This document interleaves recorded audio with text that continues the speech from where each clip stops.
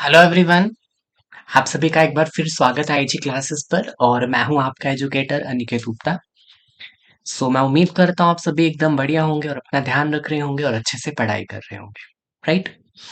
हम लोग आज बहुत ही इम्पोर्टेंट लेक्चर कवर करने वाले हैं। Cell the unit of life के ऊपर ही ये लेक्चर रहेगा। बट इसमें क्या स्पेशल है? ये वाला जो लेक्चर है उसमें हम लोग क्वेश्चन प्रैक्टिस करेंगे। ठीक है। आपको पता है कि अभी तक हम लोगों ने अपनी सेल यूनिट ऑफ लाइफ के 4 लेक्चर्स कवर कर लिए हैं और उन 4 लेक्चर्स में हमने जितने भी कॉन्सेप्ट्स इसके अंडर आते हैं वो हमने कवर कर लिए हैं। आपने उन्हें अच्छे से पढ़ लिया होगा, अच्छे से आपने उनके नोट्स पे बना लिए होंगे और पीडीएफ्स आपको अवेलेबल जो है वो आई होप हो चुकी होंगी। ठीक है। आज की इस क्लास में हम लोग सभी क्वेश्चंस को कवर करेंगे जो इस cell the unit of life के विद रिस्पेक्ट होंगे। जितने भी चीजें आपने पढ़ी हैं उसको कवर करते हुए हम लोग क्वेश्चंस कवर करेंगे आज। यहाँ पर आपको अराउंड 50 क्वेश्चंस मिलेंगे। एमसीक्यू बेस्ड है ये सारे। हर एक क्वेश्चन के 4 ऑप्शंस होंगे और जो करेक्ट ऑप्शन है या करेक्ट आंसर है वो आपको सेलेक्ट करना होगा। ठीक है। 50 क्वेश्चंस है, बहुत इनफ क्वेश्चंस है। अगर आप इन क्वेश्चंस को अच्छे से प्रैक्टिस कर लेते हो तो ये वाला जो टॉपिक है वो आपका क्लियर अच्छे से हो जाएगा और कोई भी क्वेश्चन इसमें से आ जाए तो आप उसे इजीली आंसर कर पाओगे। Right. So without wasting time हम चलते हैं, स्टार्ट करते हैं अपने इस सेशन को। और आई होप आप मुझे अच्छे से समझ पा रहे होंगे। जितनी भी चीजें मैंने आपको पढ़ाई हैं आपको अच्छे से कॉन्सेप्ट जो है वो समझ आ रहे होंगे। ओके। चलिए स्टार्ट करते हैं पहले क्वेश्चन के साथ। तो पहला क्वेश्चन हमारे पास है, who proposed a modification in the cell theory। हमने अपने फर्स्ट लेक्चर में सेल थ्योरी के बारे में पढ़ा था कि सेल थ्योरी जो पहले तो 2 साइंटिस्ट ने दी थी और उसके बाद उसकी मॉडिफिकेशन करी थी। उसकी मॉडिफिकेशन किसने करी थी? स्टीलन एंड श्वान, रुडोल्फ वर्चो, रॉबर्ट हुक, मार्किलो मालफिजी। इसका जो राइट आंसर है वो है 2। हमारा जो रुडोल्फ वर्चो थे उन्होंने इस सेल थ्योरी को मॉडिफाई किया था और ये सेल थ्योरी दी किसने थी? This cell theory was given by Schleiden and श्वान।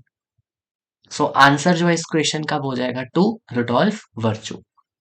नेक्स्ट क्वेश्चन की तरफ बढ़ते हैं और इस नेक्स्ट क्वेश्चन में आपको मैच करना है और मैच वाले भी बहुत सारे क्वेश्चंस आ सकते हैं आपको और बहुत सिंपल होते हैं ये।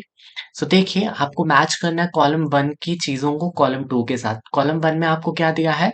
आपको वेरियस टाइप्स ऑफ सेल और ऑर्गेनिजम्स दिए हैं और उनका साइज के साथ आपको मैच करना है। ठीक है। अगर हम इन चारों में से सबसे पहले देखें कि जो टिपिकल यूकेरियोटिक सेल होता है वो बड़ा होता है साइज में।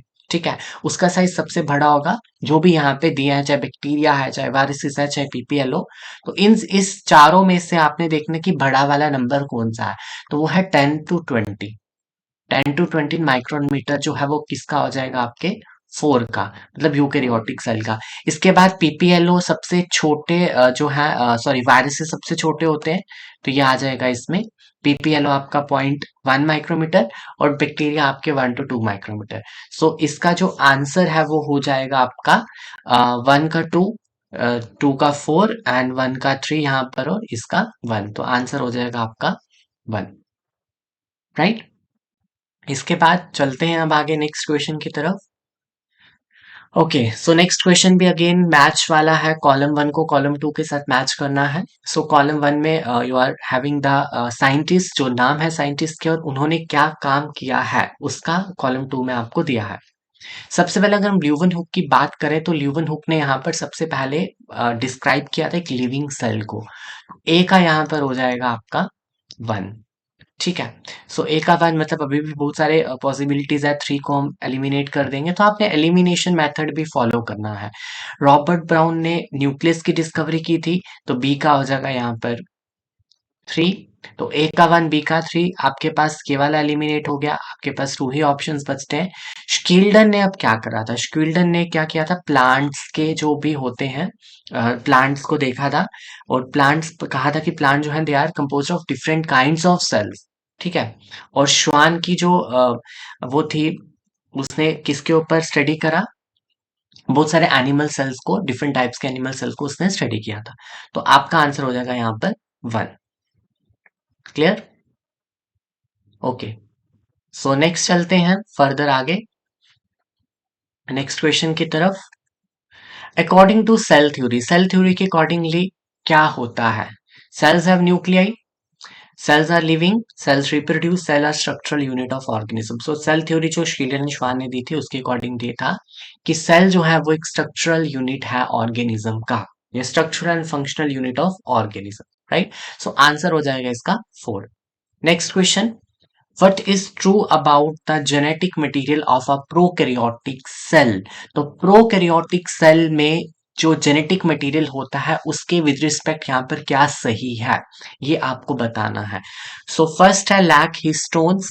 तो मैंने आपको अपनी कल की जो पिछली क्लास थी हमारी उसमें हमने हिस्टोन का दिया था, मैंने आपको हिस्टोन के बारे में, जो कि क्रोमैटिन के साथ एसोसिएटेड होते हैं और ये हमने पढ़ा था यूकेरियोट्स में।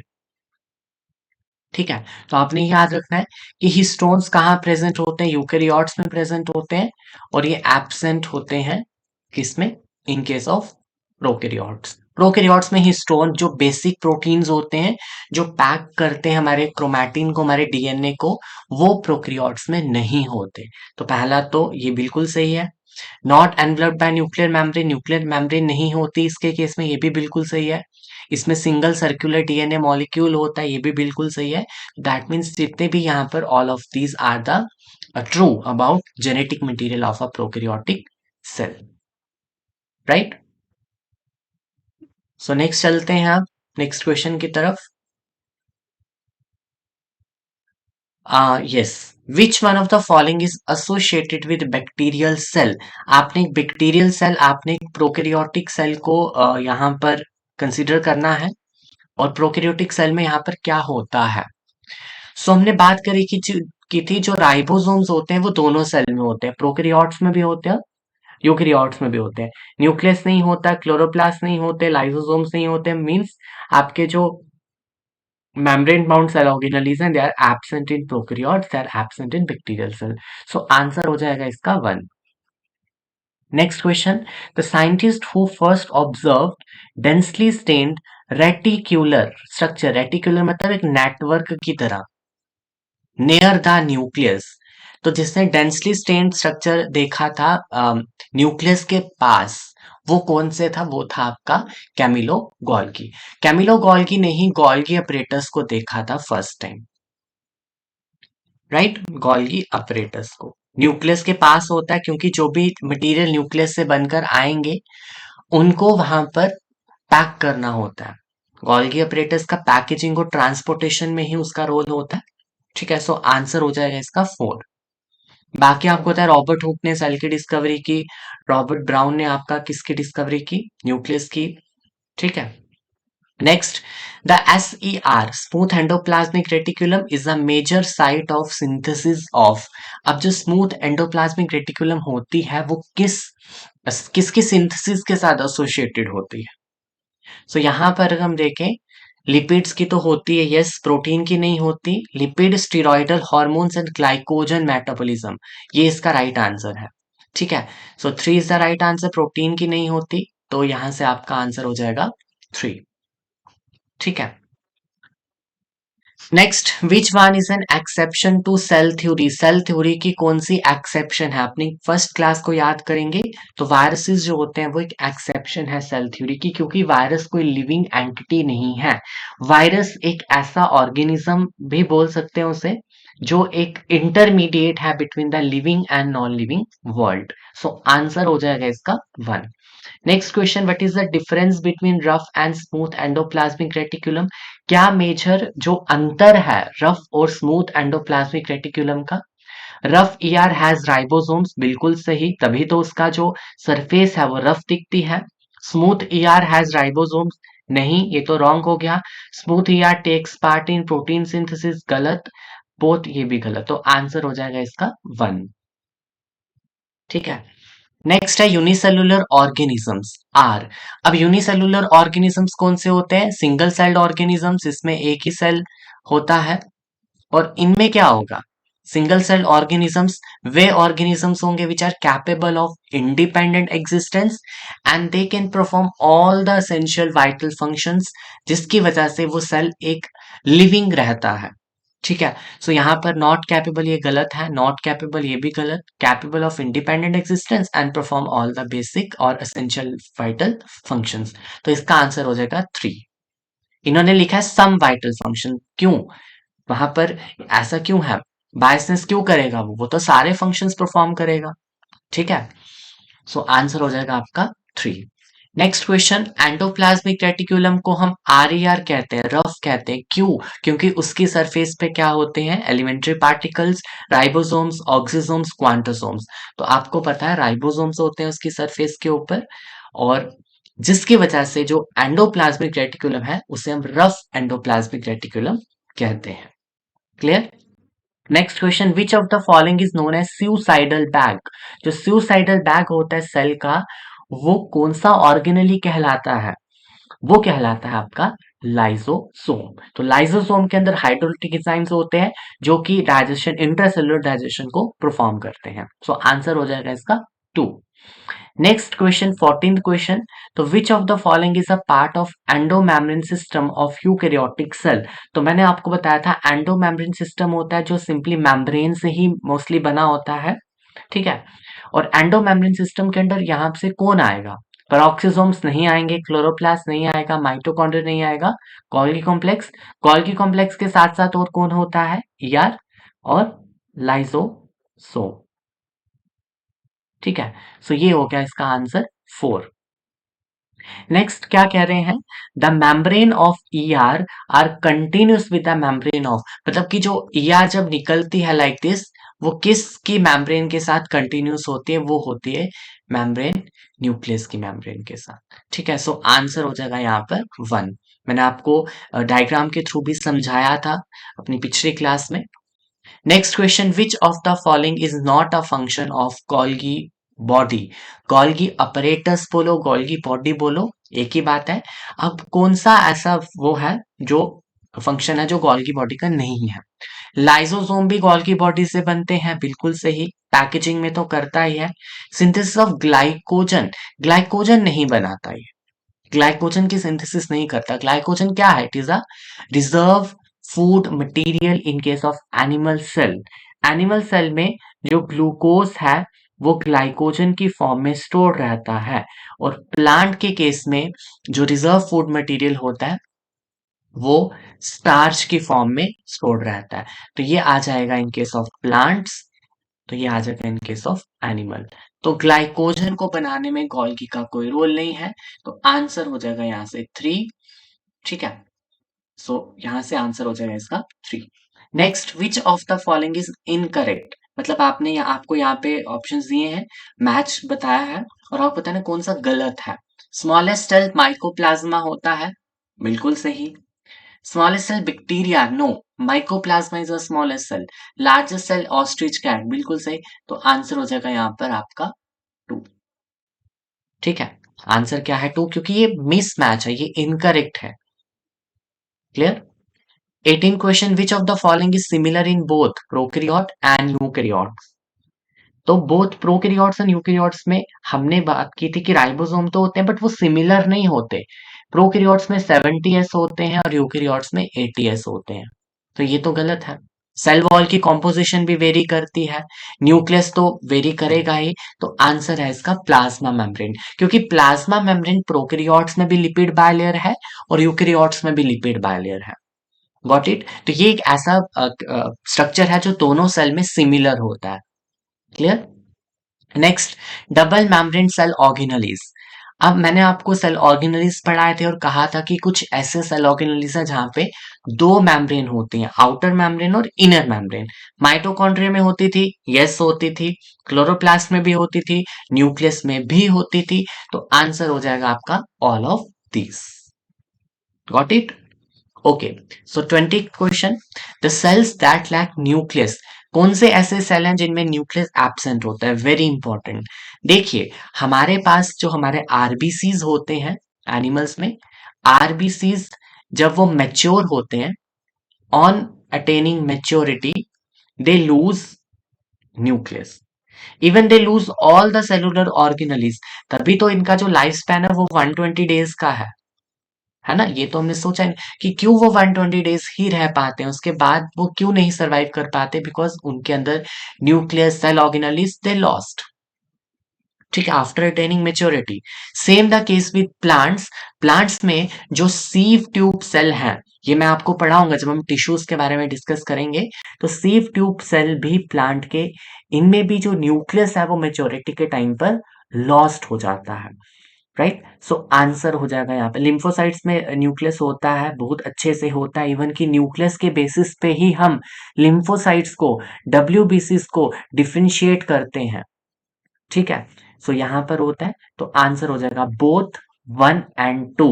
ये 1 और 2 जो है ये दो सेल ऐसे हैं जिनमें न्यूक्लियस एब्सेंट होता है या लैक हो जाता है after attaining maturity.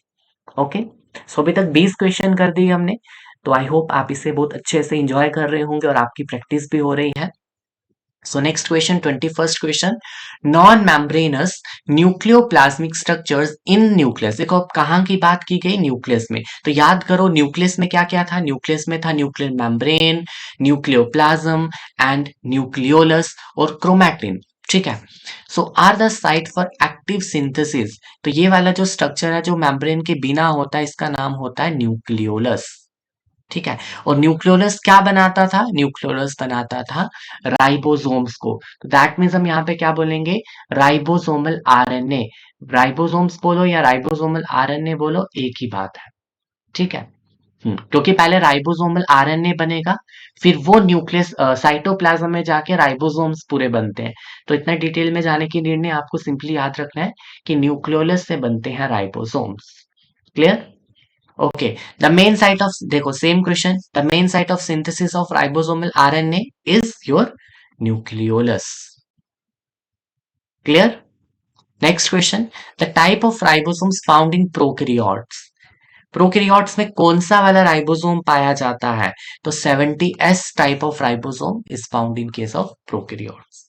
Right, next question, 24th question, what kind of ribosome is present in mitochondria. तो मैंने आपको बताया था कि माइटोकॉन्ड्रिया में भी वही राइबोसोम प्रेजेंट होता है जो एक प्रोकैरियोटिक सेल में प्रेजेंट होता है। सो दैट मीन्स यहाँ पे 70S है, एक एक डिफरेंस था। ठीक है, माइटोकॉन्ड्रिया ऑल तो किस में है, ये यूकेरियोट्स में है। ठीक है, लेकिन इस माइटोकॉन्ड्रिया के अंदर जो राइबोसोम है वो प्रोकैरियोट वाला ही है। क्यों है ऐसा, इसके पीछे भी एक रीजन है, और उसको हम डिस्कस करने नहीं बैठेंगे, नहीं तो फिर वही हो पाएगा। नेक्स्ट क्वेश्चन, 25th क्वेश्चन, मतलब हाफ तक हम पहुंच चुके हैं। इन 30S and 40S ribosomes, S stand for, तो अब यहाँ पे एस लिखते हैं हमारी जगह, 70S 80S। भाई ये एस है क्या, S is your subunit, no. Svedberg unit बिल्कुल सही, सिंगल यूनिट नो, साइज नहीं। स्वेटबर्ग यूनिट और सेडिमेंटेशन कोफिशिएंट। ठीक है, sedimentation coefficient. Okay, so next question, what are the subunits of eighty S ribosome. अब eighty S ribosome कहाँ present होते हैं, ये होते हैं यूकेरियोट्स में। अब यूकेरियोट्स में भी कहा, साइटोप्लाज्म में, क्योंकि ये आपको एक कंफ्यूज कर सकते हैं कि हम यूकेरियोट्स में 70S भी बोलते हैं और 80S भी बोलते हैं। तो यूकेरियोट्स के साइटोप्लाज्म में होते हैं 80S, और यूकेरियोट्स के क्लोरोप्लास्ट एंड माइटोकॉन्ड्रिया में होते हैं 70S। राइट, ओके, तो सब यूनिट एटीएस के सब यूनिट कौन कौन से होंगे यहाँ पर, 60S एंड 40S। तो मैं यहाँ पर लिख भी देता हूं ताकि आपको जो है वो कंफ्यूज, इसमें होंगे दो सब unit, 60S plus 40S। Add नहीं करना, मैं यहाँ पे ऐड को हटा देता हूँ क्योंकि आप लोग भी ऐड करोगे और बोलोगे 60 और 40 100 होता है, तो ऐसा नहीं है। और 70S यहाँ पे क्या होगा, 50S एंड 30S। तो ये चीज आपने याद रखनी है। ठीक है, चलिए बढ़ते हैं नेक्स्ट क्वेश्चन की तरफ। Which is mismatched pair? आपको पेयर्स दिए हैं और कौन सा पेयर मैच नहीं कर रहा है ये आपको बताना है। कैप्सूल एक थिक और टफ ग्लाइकोकेलिक्स होता है, बिल्कुल सही। स्लाइम लेयर एक लूज ग्लाइकोकेलिक्स है। स्लाइम तो आपने देखी हो कितनी लूज होती है वो, तो ये भी बिल्कुल सही। वो वाली स्लाइम तो नहीं है, ये स्लाइम लेयर है आपके बैक्टीरिया के सरफेस के ऊपर प्रेजेंट, बैक्टीरिया के सेल के ऊपर प्रेजेंट। ठीक है। पिल्लाई जो है मोटिलिटी ऑर्गन, बिल्कुल गलत। मोटिलिटी ऑर्गन क्या थे हमारे पास? फ्लैजिला थे। तो आंसर हो जाएगा 3। बाकी बैक्टीरियल सेल्स आपके मोटाइल भी होते हैं, नॉन मोटाइल भी होते हैं। सो आंसर हो जाएगा आपका 3। Next question, 28th question. The endoplasmic reticulum bearing dash is called on the surface is called rough endoplasmic reticulum। Answer है राइबोसोम्स। आंखें बंद करके आप इसका आंसर कर सकते हो। Next question, which of the following feature is present in mitochondria? तो माइटोकॉन्ड्रिया को थोड़ा सा याद करोगे और आपको दिखेगा उसमें एक डबल लेयर मेम्ब्रेन होती है, outer membrane, inner membrane. Inner membrane में क्रिस्टे होते थे, अंदर मैट्रिक्स होता था और मैट्रिक्स के अंदर ही आपको एक circular DNA, double stranded DNA और 70s राइबोसोम देखने को मिलते थे। सो आंसर हो जाएगा आपका 3। ठीक है। नेक्स्ट देखो, ये जो तीनों चीजें हैं ना, ये बैक्टीरिया वाली है। बैक्टीरिया में भी ऐसा होता है, क्योंकि माइटोकॉन्ड्रियल क्लोरोप्लास्ट का जब एवोल्यूशन हुआ है यूकेरियोट में, वो आपका कहाँ से आया? वो बैक्टीरिया से ही आया। ठीक है, ये आपने थोड़ा सा दिमाग में रखना है। उसके बाद इसको मैच करेंगे हम, प्लास्टिड्स एंड डिफरेंट टाइप्स के प्लास्टिड। तो आपको यहाँ पे कॉलम 1 में दिया है क्लोरोप्लास्ट, क्रोमोप्लास्ट एंड ल्यूकोप्लास्ट, और मैच करना है। तो क्लोरोप्लास्ट तो पता है ग्रीन कलर के होते हैं, ग्रीन प्लास्टिड्स होते हैं बिकॉज ऑफ क्लोरोफिल। ए का हो जाएगा 3। क्रोमोप्लास्ट कलर वाले होते हैं, येलो, ऑरेंज, रेड, जो भी कलर होता है हमारे फ्रूट्स में, फ्लावर्स में। ल्यूकोप्लास्ट आपके कलरलेस है, जो सिर्फ स्टोरेज करते हैं। तो जो आपका आंसर है यहाँ पर वो जाएगा 2। ए का 3, बी का 2 एंड सी का 1। Right. Next question, membrane of vacuole is known as. जो वैक्यूल होता है सेल के अंदर, उसकी मेम्ब्रेन को हम क्या कहते हैं? तो पिछली क्लास याद करो, टोनोप्लास्ट। सेल मेम्ब्रेन तो नहीं कहेंगे ना, क्योंकि वो सेल थोड़ी है। That is just a organelle, एक स्टोरेज बैग है, जो प्लांट के सेल में आपको देखने को बहुत अच्छे से मिलता है। 90% of the space is occupied by the vacuole in case of plant cell, और उसकी मेम्ब्रेन को हम कहते हैं टोनोप्लास्ट। नेक्स्ट है, ओके, इसको थोड़ा सा देखेंगे। आपके पास ये 4 चीजें दी हैं। सबसे पहले तो हम वो देखेंगे जो चीज हमें पता है। लाइसोसोम, लाइसोसोम किसके साथ यहाँ पर एसोसिएटेड है? हाइड्रोलिटिक एंजाइम्स के साथ। तो डी का हो जाएगा 3। ठीक है। क्रिस्टे, क्रिस्टे कहाँ होते हैं? इनफोल्डिंग्स ऑफ माइटोकॉन्ड्रिया में। तो सी का हो जाएगा 1 और डी का हो जाएगा आपका 3। राइट। सी का 1 और डी का 3 मैच करो, तो यहाँ पे मैच हो रहा है, तो आंसर हो जाएगा आपका 1। सेंट्रियोल का मैं बता दूं आपको, सेंट्रियोल एक बेसल बॉडी बनाता है फ्लैजिला और सीलिया की, और क्लोरोफिल के अंदर होते हैं थाइलाकॉइड्स। ठीक है, क्लोरोफिल के अंदर क्या होते हैं? Thylakoids, like this structure. आप डायग्राम को देख सकते हैं, जो मैंने क्लास में इंक्लूड की थी पिछली क्लास में। ठीक है। सो इसका आंसर है 1। नेक्स्ट क्वेश्चन की तरफ बढ़ते हैं।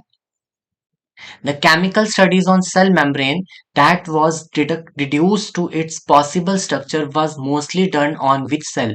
जो आपका सेल मेम्ब्रेन का स्ट्रक्चर, जो आपका प्लाज्मा मेम्ब्रेन का स्ट्रक्चर हमने बताया था, वो किस सेल को लेकर हमने बताया था? वो था आपका RBC, human red blood cell. Clear. Next question, the cell envelope of bacteria have parts. तो जब हमने सेल एनवेलप पढ़ी थी, हमने कहा था इसकी ट्रिपल लेयर होती है, 3 लेयर होती हैं, आउटर, मिडल एंड इनर। ठीक है। तो आउटर मोस्ट कौन सी थी? Glycocalyx. Glycocalyx is followed by cell wall, and cell wall is followed by cell membrane. So answer हो जाएगा आपका 4। ठीक है, 4 इज द आंसर। इस क्वेश्चन का 4 आंसर है, क्योंकि सबसे बाहर आपकी ग्लाइकोकेलेक्स, उसके बाद cell wall and then cell membrane. ठीक है। Next question, phospholipids are arranged within the membrane ठीक है, जो आपने फॉस्फोलिपिड्स देखे थे, जो एक प्लाज्मा मेम्ब्रेन में प्रेजेंट होते हैं, क्योंकि प्लाज्मा मेम्ब्रेन का स्ट्रक्चर फॉस्फोलिपिड से ही बनता है। तो फॉस्फोलिपिड्स कैसे अरेंज होते हैं मेम्ब्रेन में, तो हमने बात की थी फॉस्फोलिपिड में दो स्ट्रक्चर होते हैं, एक होता है इसका हेड और एक होता है टेल। हेड जो है वो आउटर साइड की तरफ होते हैं और टेल जो है वो टुवर्ड्स इनसाइड। तो आंसर हो जाएगा आपका 3, राइट। So next question. अब हमारे पास 15 क्वेश्चंस पेंडिंग है, तो जल्दी से हम इसे कवर करते हैं। Which of the following are the component of plasma membrane. Plasma membrane में क्या क्या प्रेजेंट होता है? शुगर्स प्रेजेंट होते हैं, बिल्कुल सही। लिपिड प्रोटीन भी होता है, कोलेस्ट्रॉल भी होता है। तो ऑल ऑफ दीज, ये सारी चीजें जो है प्लाज्मा मेम्ब्रेन में प्रेजेंट होती हैं, बट मेजर पोर्शन किसका है? लिपिड और प्रोटीन का होता है। ठीक है। Next question. Who propose the fluid mosaic model. Fluid mosaic model किसको एक्सप्लेन करने के लिए दिया था? प्लाज्मा मेम्ब्रेन को। और एक बहुत ही वेल एक्सेप्टेड मॉडल है, ठीक है। And this model was given by Singer and Nicolson ने दिया था इसको, ठीक है। अगला question. Cell membrane is selectively permeable, this means that. क्यों है सेलेक्टिवली परमिएबल? क्योंकि ये अलो करती है कुछ ही मटेरियल्स को अपने में से पास करने के लिए। तो अलो ऑल मटेरियल बिल्कुल नहीं, ओनली वाटर बिल्कुल नहीं है, only certain materials to pass through बिल्कुल सही। तो आंसर हो जाएगा इसका 3। Next question. The functions of cell wall in eukaryotic cell. Cell wall जो यूकेरियोटिक सेल में प्रेजेंट होता है, उसका क्या फंक्शन है? शेप देना, बिल्कुल। मैकेनिकल डैमेज से प्रिवेंट करना, क्योंकि सेल वॉल रिजिड होती है, आउटर मोस्ट लेयर होती है। सो ये मैकेनिकल डैमेज से, इंफेक्शन से, इन सब चीजों से बचाती है। सो आंसर हो जाएगा इसका all of these 4। Next, Robert who gave the term cell. किस ईयर में उसने टर्म सेल दिया था? 1665 में, ठीक है। ये तो हम 9th क्लास से ही पढ़ते आते हैं कि Robert Hooke discover the cell in the year 1665, ये तो कभी भूलता नहीं है। Next question 41st। A major site for synthesis of lipid, कि लिपिड को कौन बनाता है? आरईआर। आरईआर तो प्रोटीन्स बनाते हैं, क्योंकि उसके साथ राइबोसोम्स होते हैं। एसईआर, बिल्कुल सही। जो एसईआर है, स्मूथ एंडोप्लाज्मिक रेटिकुलम, वो लिपिड्स की सिंथेसिस करती है, ठीक है। Primary cell wall in plants. Plants के केस में जो प्राइमरी सेल वॉल है वो किससे मिलके बनी है? लिग्निन से बिल्कुल नहीं, पैक्टिन से नहीं, सेलुलोज से मिलके बनी होती है वहां पे, ठीक है। सो सेलुलोज वहां पे मेजर जो चंक होता है मटेरियल्स का प्राइमरी सेल वॉल में, वो किसका होता है? Cellulose. Next question. Which of the following organelle is responsible for extracting energy from carbohydrates to form ATP. मतलब एटीपी बनाने के लिए कौन सा ऑर्गेनली एसोसिएटेड है? किस ऑर्गेनली को हम पावर हाउस कहते हैं? क्योंकि एटीपी क्या है? एनर्जी। और जहां से एनर्जी मिल रही है वो आपका हो जाएगा पावर हाउस, ठीक है। सो पावर हाउस कौन सा? आपका mitochondria, right. Next question. Cellular organelles with membrane. कौन से ऐसे सेलुलर ऑर्गेनलीज हैं जिनके पास मेम्ब्रेन होती है? ठीक है, जिनके पास मेम्ब्रेन होती है। न्यूक्लियाई में होती है, हाँ। राइबोसोम में नहीं होती, राइबोसोम में नहीं होती, राइबोसोम में नहीं होती, ठीक है। सो आंसर हो जाएगा आपका 4। लाइसोसोम में होती है, गोल्गी अपरेटस में होती है, माइटोकॉन्ड्रिया में होती है, ठीक है। मतलब ईआर में भी होती है, गोल्गी इसमें भी ईआर में होती है, लेकिन यहाँ पर राइबोसोम्स दिया है, तो राइबोसोम्स में नहीं होती। तो इसलिए हमने इन 3 ऑप्शंस को एलिमिनेट कर दिया और फोर्थ वाले को सेलेक्ट किया, और फोर्थ ही इसका राइट आंसर है। Next question. Who was the first person to see cells under the microscope and give them a name. किसने सबसे पहली बार माइक्रोस्कोप में सेल्स को देखा और उनको नाम दिया? ठीक है। सो यहाँ पर जो हमारे पास है वो एवी ल्यूवन हुक आएगा। रॉबर्ट हुक ने सेल को नहीं देखा, उसने एक्चुअली सेल वॉल देखी थी, ठीक है। सो यहाँ पर जो आंसर है वो है आपका Antonie van Leeuwenhoek, right. Next हमारे पास आता है 46। The reserve food material of the prokaryotic cell. Prokaryotic cell का जो रिजर्व फूड मटेरियल है वो है इंक्लूजन बॉडीज। मैंने आपको पढ़ाया था इंक्लूजन बॉडीज के बारे में, ठीक है, तो आंसर हो जाएगा इसका 3। विच of the following transport process require ATP. जब मॉलिक्यूल्स का ट्रांसपोर्ट होता है क्रॉस अ प्लाज्मा मेम्ब्रेन, तो कुछ ऐसा ट्रांसपोर्ट प्रोसेस होता है जहां पर एटीपी की रिक्वायरमेंट होती है, और उसको हम कहते हैं एक्टिव ट्रांसपोर्ट। यहाँ पर क्या यूज होती है? एनर्जी। पैसिव में एनर्जी यूज नहीं होती, नो। डिफ्यूजन में भी नहीं, फैसिलिटेटेड डिफ्यूजन में भी नहीं। सो आंसर हो जाएगा आपका 1। सो नेक्स्ट क्वेश्चन। अब हमारे पास 3 ही क्वेश्चन पेंडिंग है, तो जल्दी से इसे कवर करते हैं। द जीनोमिक डीएनए और जेनेटिक मटेरियल इज नेक्ड। किसके केस में नेक्ड होता है? किसके केस में उसका जो जेनेटिक मटेरियल है वो नेक्ड होता है? प्रोकैरियोट्स में नेक्ड होता है, क्योंकि प्रोकैरियोट्स के पास वेल डेवलप्ड न्यूक्लियस नहीं है। Genetic material is not surrounded by nuclear envelope. So the answer of this question is 1। All prokaryotic cells में genetic material is naked. So second last question आज के session का। Which of the following is not true about fimbriae. Fimbriae जो है वो एक ऐसा structure है जो बैक्टीरिया के केस में है, बैक्टीरिया के सेल में प्रेजेंट होता है। ठीक है, और ये इसके विद रिस्पेक्ट कौन सा वाला सही नहीं है? ये प्रोटीन से बने होते हैं, बिल्कुल सही। अटैचमेंट में हेल्प करते हैं, ब्रिसल लाइक फाइबर्स होते हैं। पैलिकल नहीं बनाते। पैलिकल एक लेयर होती है, ये आपने याद रखना है। पैलिकल एक लेयर होती है जो फिम्ब्रे नहीं। पैलिकल एक तरीके से ना एक लेयर लाइक स्ट्रक्चर होगा, एक प्रोटीनिशियस लेयर होगी जो सेल को सराउंड करेगी। वो फिम्ब्रे के साथ उसका कोई लेना देना नहीं है। सो आंसर हो जाएगा इसका 4। ठीक है, तो इसका आंसर है 4 कि ये ट्रू नहीं है कि फिम्ब्रे पैलिकल को नहीं बनाते। तो last question of this today session, 50th question. What is the meaning of omnis cellula e cellula? ये ओमनी सेलुला ई सेलुला जो है वो क्या मतलब होता है इसका? इसका मतलब होता है ऑल सेल्स हैव न्यूक्लियस, नहीं। Cell is the basic unit of life, बिल्कुल नहीं। Living things are composed of cell, नहीं। Yes, all cells arise from pre existing cell. और यही स्टेटमेंट हमारी रुडोल्फ वर्चू ने ऐड की थी और सेल थ्योरी को मॉडिफाई किया, राइट? सो ये थे हमारे आज के 50 questions cell the unit of life के ऊपर। आई होप आपको बहुत अच्छे लगे होंगे, आपने बहुत सारी चीजें इसमें सीखी होंगी, क्योंकि that is very much important, क्योंकि इस टाइम आप लर्निंग मोड में हैं। और जितना ज्यादा हो सकता है आप उस इन चीजों को सीख सकते हैं, न्यू न्यू कॉन्सेप्ट्स को आप गेन कर सकते हैं। सो मिलते हैं आपके साथ नेक्स्ट क्लास में, और नेक्स्ट क्लास में हम लोग अपना नया टॉपिक स्टार्ट करने वाले हैं सेल डिविजन्स के बारे में। तो सेल डिविजन्स के बारे में मैं आपको कॉन्सेप्ट दूंगा, जितना भी इसके रिगार्डिंग चीजें हैं वो मैं आपको नेक्स्ट क्लास में स्टार्ट करूंगा। ठीक है, so wish you all the very best, take care, have a nice day, bye.